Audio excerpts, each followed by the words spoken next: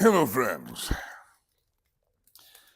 Ken Graves here with God's Sword.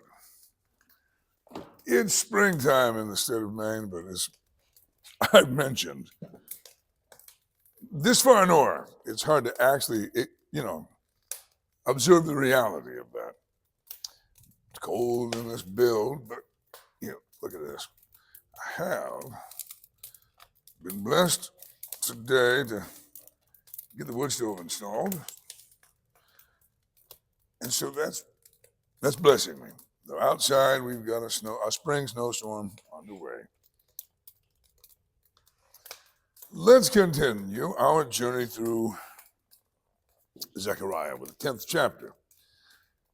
Zechariah chapter 10, and I may try to keep the door open. Yeah. See my breath? On this side, not so much over here because it's warm. All right, Zechariah, 10th chapter.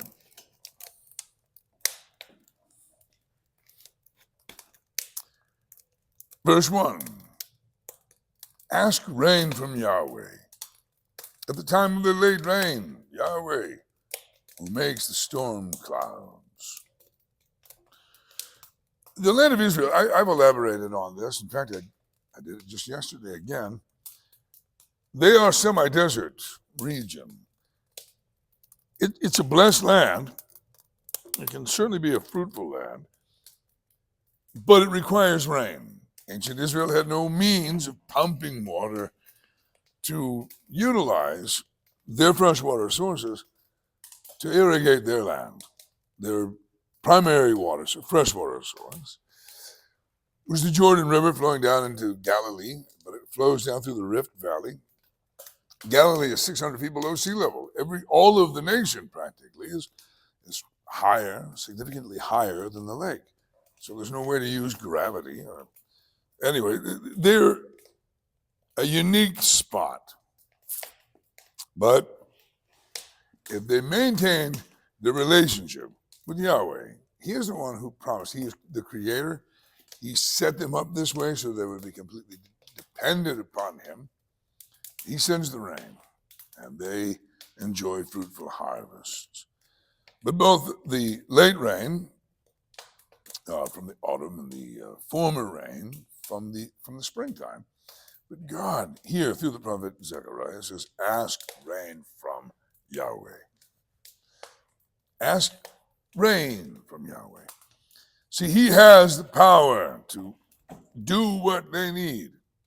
Just be so bold as to ask Him, to look to Him, and only Him. He's the one who makes the storm clouds. He will give them showers of rain, the plant in the field, to each man. For the teraphim, the idols, they speak wickedness. Even though ultimately the idol doesn't speak, the demon behind the idol has a way of connecting that dumb, mute statue or picture to a message, even though the thing doesn't actually speak. But the statement, the teraphim speak wickedness, and the diviners behold false visions, speak worthless dreams, they comfort in vain. And therefore the people journey like sheep. They are afflicted because there is no shepherd. God has said this at a previous time through one of the other prophets, through Ezekiel chapter 34. God would say, woe to the shepherds, I'm against the shepherds, because they take care of themselves, but they don't take care of my flock. And then, God there in Ezekiel 34 says, you want a job done right, you've got to do it yourself. I will give them one shepherd. I will be their shepherd.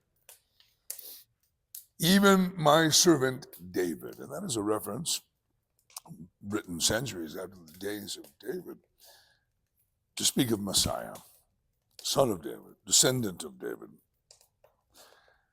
But here again, his anger burns against the shepherds, and he said, I will visit punishment upon the male goats for Yahweh of hosts has visited his flock, the house of Judah, and I will make them like his splendid horse in battle. He takes the analogy from a flock of sheep, helpless, vulnerable, to war horses, really the epitome of muscle and strength, carrying warriors into battle. He says, I will make them like his splendid horse in battle. Verse 4, from them will come the cornerstone, from them the tent peg, from them the bow of battle, from them every good taskmaster, all of them together. And they will be as mighty men, treading down the enemy in the mire of the streets in battle. They will battle, for Yahweh will be with them, and the riders on horses will be put to shame. I'll make the house of Judah mighty, and I will save the house of Joseph. I will cause them to return, because I've had compassion on them. And they will be as though I had not rejected them. For I am Yahweh, their God, and I will answer them. And Ephraim will be like a mighty man, and their heart will be glad, as if from wine. Indeed, their children will see it and be glad. Their heart will rejoice in Yahweh.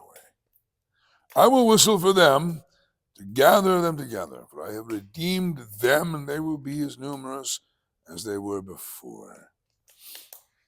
This promise to restore Israel, the northern kingdom, along with Judah, the southern kingdom, for they had been divided, this promise to bring about once again a great population, to restore them. This was prophesied at a time of, as you recall, small things.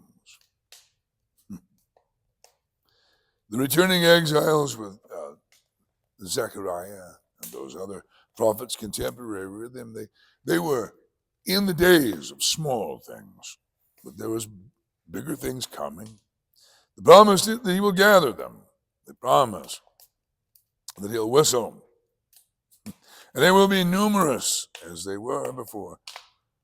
And I will sow them among the peoples, and they will remember me in far countries. And they, with their children, will live and turn back. Then I will cause them to return from the land of Egypt and gather them from Assyria.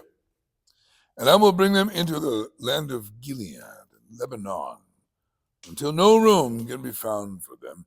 And they will pass through the sea of distress.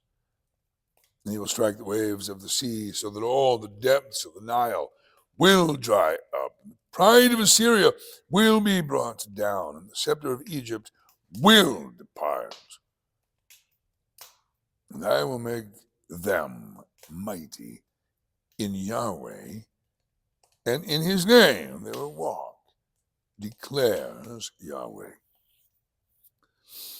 So to a lesser degree, there will be fulfillment of this promise to bring them together and to make them numerous. There will be a closer to, prophetically speaking, but ultimately, I say all the time that ultimately the words of the prophets will be fulfilled in their ultimate form under the reign of Yeshua. The kingdom age, when true peace is brought about, the kind of peace that only he can bring about, when there is the presence of their king, our king, friends. Such a day does come. God has prophesied it. Now, certainly, after the days of Zechariah, they would know blessing again, growth. It would become numerous again.